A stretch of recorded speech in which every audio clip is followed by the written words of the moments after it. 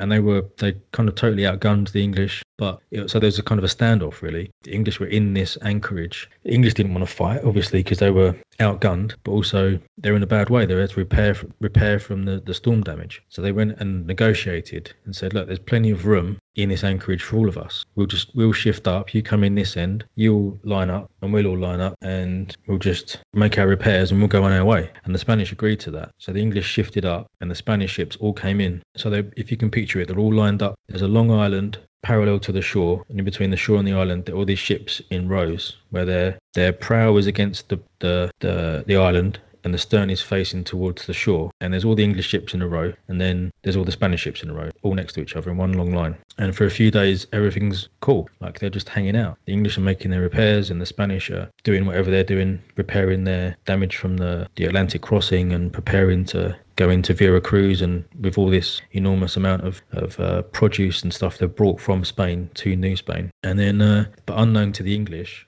almost immediately upon arriving, the Spanish sent word to Veracruz, just a few miles down the coast, to say, bring up soldiers. And then a few nights in, they'd been preparing to attack the English the whole time. And the English were starting to be suspicious about all the activity that was going on. And they sent a negotiator to say, is everything cool? Like, everything's cool between us, yeah? Like, we're still cool, yeah? And the Spanish were like, yeah. Everything's cool. Everything's fine. We're just, we like you guys. Everything's cool. And all the sailors are on shore, so the English sailors and the Spanish sailors are getting drunk and all that kind of stuff. But the whole time, the Spanish are planning this night attack. And the afternoon of the attack, the English sent their negotiator back again to say, look, it kind of seems like there's stuff going on the mainland. Like, it looks like there's loads of guys over there. Like, maybe are they all wearing breastplates and helmets and stuff? And the Spanish were like, we're just going to take you prisoner now. So the English negotiator, I think he was like the master of one of the ships, or maybe he was a gentleman, I can't remember.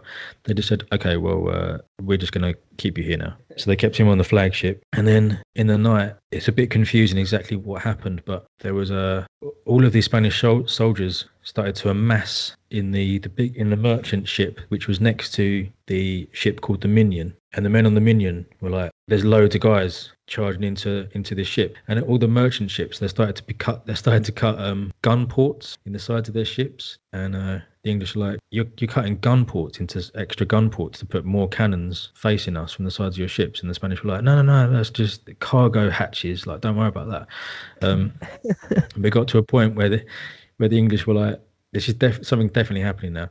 And then apparently what happened is there was an archer. This is a weird time where you've got firearms, but also people are still using bows and arrows. It's kind of a weird time. There was an archer in the fighting tops on the Minion, and he saw a guy either on the deck of the merchant ship or leaning out of a gun port, waving a flag on a pole. And they were like, well, that's definitely something, isn't it? So the English archer shot the guy who was waving the flag, and that kind of slightly scuppered their secret plans to a certain extent. But anyway, all hell broke loose. The Spanish started playing trumpets, like the attack trumpet sounds, to all out attack. And then from the land, immediately dozens of boats packed with men set off, and they're pulling really hard for the English ships and for the island.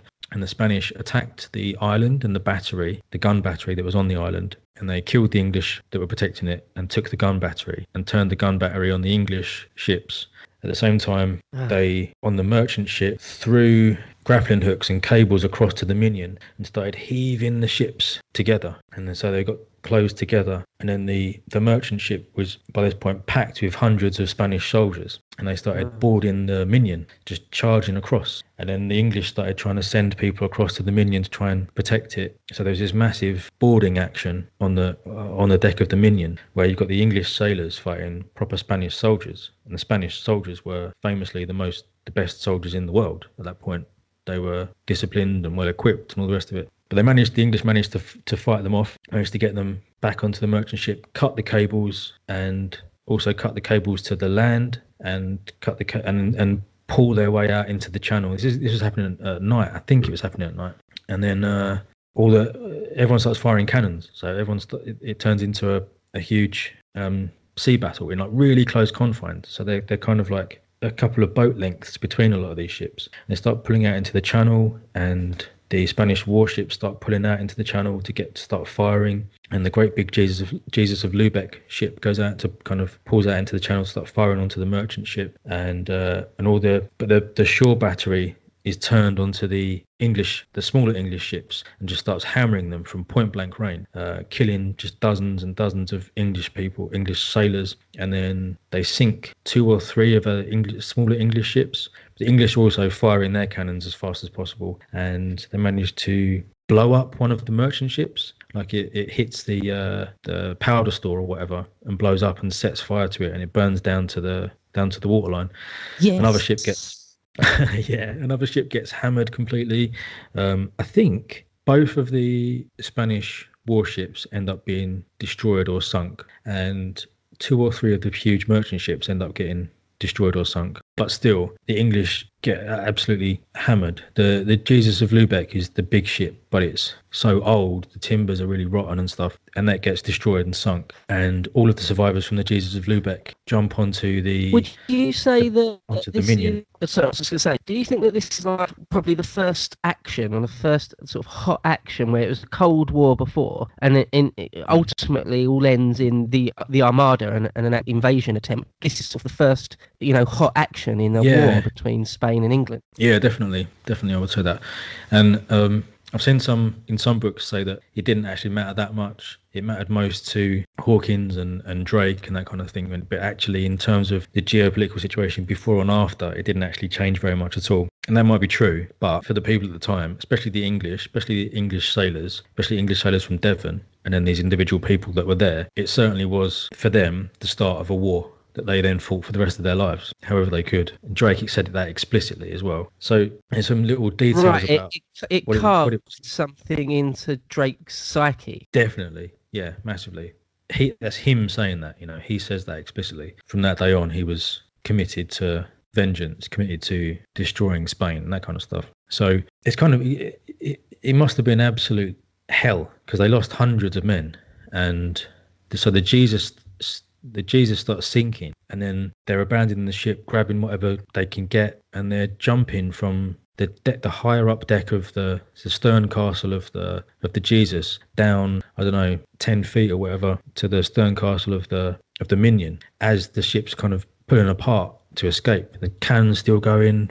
Like, some of these galleons are on fire, burning. There's hundreds of firearms going off, and there's the English, last chance of escape. The Jesus, the huge bulk of the Jesus is kind of blocking the channel, and being a shield is like peppered and holed and sinking, and the Minion is using it as a shield, and everyone's abandoning that ship for that one, and it starts pulling away. And some of them, including I think Hawkins himself, is one of the last men to jump as the ships are pulling apart from each other, jump down from one ship to the other as it pulls away. And I think one of Hawkins' cousins, or maybe his younger brother, is running up with an armful of treasure, with like a silver platter under one arm and a giant golden goblet under the other. And he comes sprinting up from the hold up to the stern castle, and then he reaches the side just as it's like 6 feet away, 10 feet away, 15 feet away, pulling away, and he's standing there with his treasure in his arms, watching the ship disappear. And him and quite a few others are captured by the Spanish, and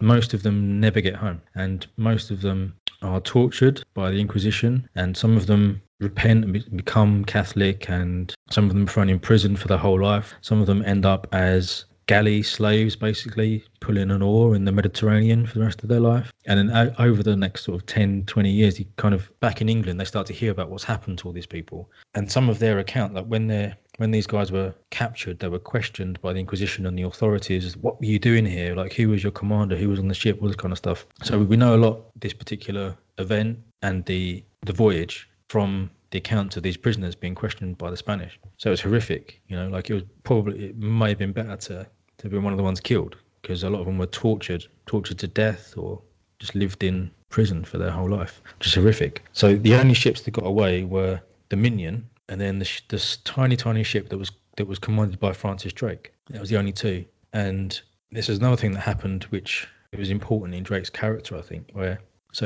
his ship was so little and basically unarmed. He couldn't really take part in the battle as such. He was just kept out of the way. And then when the ships were going down, he came in and took loads of people off of the the Jesus and sailed back out again. And then his ship and the Minion were separated. And then the Minion hung around the next day trying to find Drake, but they couldn't find him. And what happened is Drake had basically and then just immediately cut out for England and headed home. And that was a serious black mark against his name for the rest of his life, where Hawkins makes reference to it and says it doesn't specify him by name in his report to the government, but he does say like certain persons abandoned us or something like that, like something really explicit. And there was he had this massive falling out. But in Drake's defense, he probably had a ship that was, well, he did have a ship that was massively overcrowded. So it was only this really little tiny ship. So if it was rated at, I think it was 25 tons. It was either 25 or 32, certainly no more than that. So that might have been about big enough to contain 25 or 32 huge, like 1-ton barrels, basically. So a really small ship. It might have had a crew of about, if it was packed, it might have had a crew of 30 or maybe 40 at the most. But they had more than that on there. He might have had about 80 men packed onto the ship without anywhere near the amount of food and water necessary to feed them all. And what happened is some of them demanded to be put ashore on the mainland, and he sailed up to like the north part. I think it was either Florida or a very, very northern part of Mexico. And they, like a group of them said, including some gentlemen, I think, we're not going to take our chances in this tiny packed boat going across.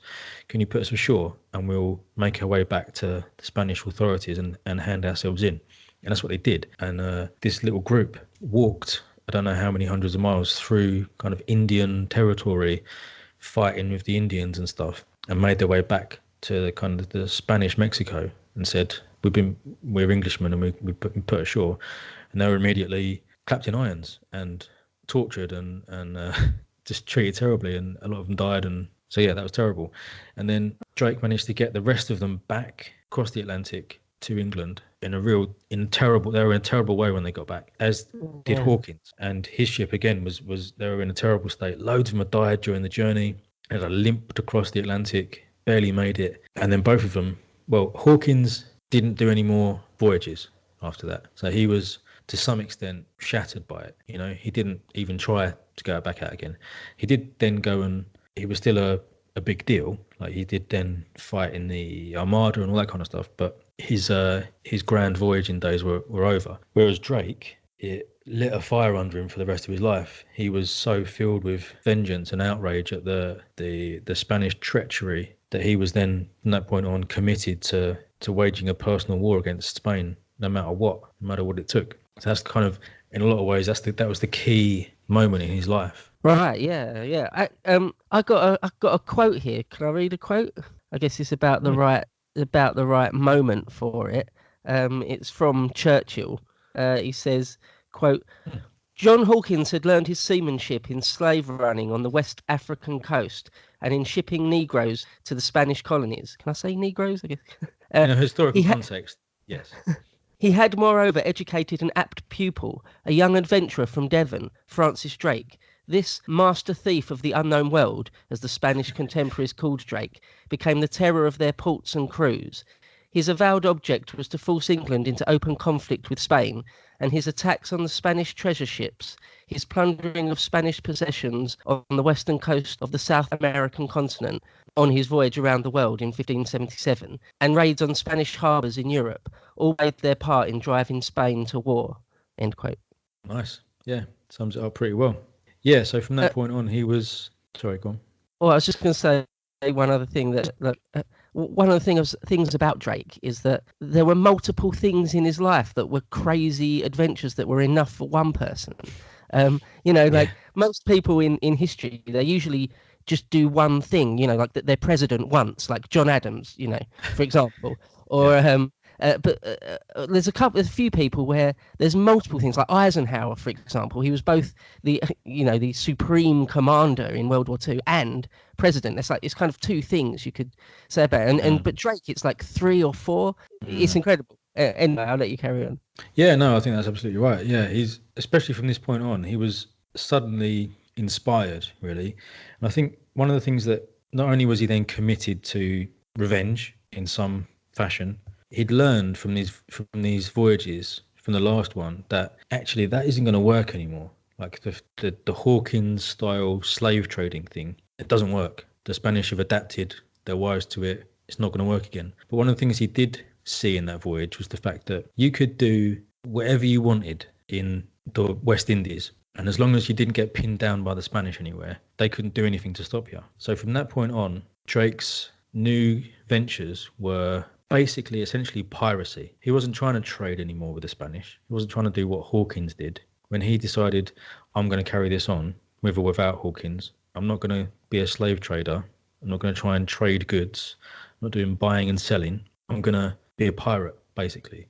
So he might not have thought of it in terms of piracy exactly. He might have thought, he's a privateer. He's waging the war, like you said. He's waging a war on Spain in the way he knows how, and also getting filthy rich at the same time, which is nice work if you can get it. So he took all of the money that he made in those voyages and used them to buy 2 really small ships.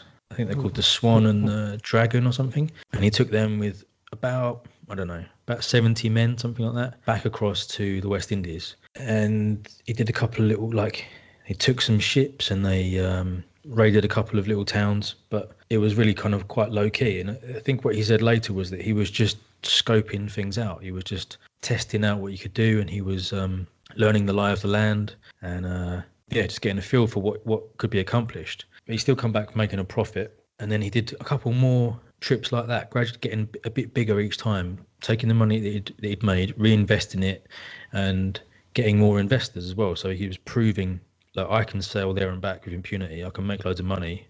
Give me some money, I'll bring it back with interest, type thing. And one of the things that he saw when he went out there was the vulnerability of the Spanish treasure fleet. Well, not the fleet exactly, but the Spanish treasure route.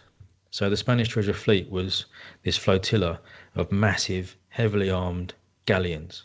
And the Spanish knew that this was obviously this annual fleet that left New Spain for Spain with all these riches laden with bullion, gold and silver from the mines. Obviously, people are going to potentially attack those ships, right? So they made sure right from the start they were big, heavily armed fleets, that there weren't really any navies that could even conceivably attack them, right? They made sure the Spanish knew how vulnerable that was. But what they hadn't considered was the fact that the gold was flowing up from Peru and Chile up along the coast in these little small vessels that were transporting shipments up to Panama, to the city of Panama, which was on the Pacific coast of Central America, right? And they were being collated in these big warehouses until they had a huge amount. And then they would put all this bullion onto pack mules and then hike across the hills, through the jungle, over the hills and down to the Caribbean side, where they would be stored in another warehouse until the fleet arrived, and then they'd be loaded onto the fleet and sailed to Spain. And Drake realised, well, why don't we just land men and creep through the jungle and just take the bullion from the mules, just cut it off right there. That's the vulnerability. Yeah, there's one thing though that I think about this. So Drake and all his men must have had really good intelligence about all this. Like, you would have thought it would have been one of the most closely guarded secrets, but it seems Drake somehow knew everything about it. Yeah, I think that's one of the really interesting things about Drake, actually, is that he was a master of intelligence, and he made sure that whatever port he put in, he was paying people. Whenever he took a ship, he would grill the people on it for information. Where was this ship? Where was that ship? Where were they going? So he understood exactly what was going on in the area. But the other thing that's really interesting about him, that kind of makes him stand out from his day, is that he would befriend the black slaves and the Native American Indians wherever he went, right from the start. So, like, bear in mind, he was on at least one slaving raid, right? He took part in 3 slaving voyages. So he was witness to slavery. But then when he had his own command, he never took part in any slavery at all. And every time he attacked a vessel, like a Portuguese or Spanish vessel, and took it, and it had slaves on board, he would free the slaves. And the other thing is, he was always trying to befriend like the local Indian tribes. That's what happened in this case. So ever since the Spanish have been taking people from Africa to New Spain, those people have been escaping in the New World at times.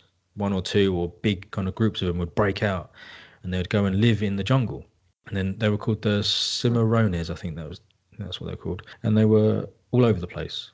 And they'd form these little villages just outside of Spanish control, and sometimes they would live with or have some Native Americans with them, or they would just escape black slaves. And there were these little communities, and some of them would survive. You know, some of them would not make it because that was incredibly hard living, but some of them were out there. And Drake made contact with a lot of these people, and they obviously hated the Spanish because they were the ones that had enslaved them. And Drake was always say to them, "I'm an enemy of Spain, like you. Let's work together, and we'll all get rich together." And that's what he said to these guys that were living on the Isthmus of Panama in that area. And he said, "Tell me about the treasure and stuff," because a lot of these people had escaped from Panama and had escaped from the other place on the Caribbean coast, so they had insider knowledge of this route. Oh, And so was it through was an him- inside job to some extent. Yeah. He would befriend these people and then use what they knew, and actually worked in partnership with them. Like, he took them on this road with them, or like they led him